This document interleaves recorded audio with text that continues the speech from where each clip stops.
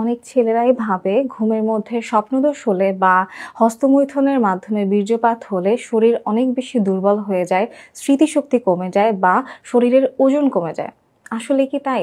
আসসালামু আলাইকুম এভরিওয়ান, আমি ডক্টর নাবিলা নিকিতা। আজকে আপনাদের সাথে কথা বলবো ধাতু ক্ষয় বা ধ্যাত সিনড্রোম নামের একটি সমস্যা সম্পর্কে।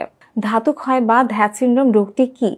এটি একটি মনস্তাত্ত্বিক বা সাইকোসোম্যাটিক ডিসঅর্ডার, যেখানে পেশেন্ট মনে করে যে তার প্রস্রাবের সাথে বীর্যের মতো সাদা সাদা পদার্থ বের হচ্ছে, বা ঘুমের মধ্যে স্বপ্নদোষ হলে অতিরিক্ত ভীত হয়ে যায় বা মনের মধ্যে অনেক বেশি অপরাধবোধ কাজ করে, যৌন ক্ষমতা হারানোর একটা ভয় কাজ করে।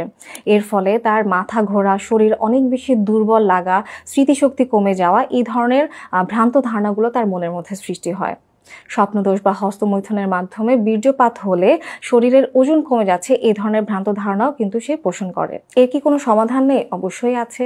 প্রপার কাউন্সেলিং, সাইকোথেরাপি বা কগনিটিভ বিহেভিয়ারাল থেরাপির মাধ্যমে এই সমস্যা থেকে কিন্তু পরিত্রাণ পাওয়া সম্ভব।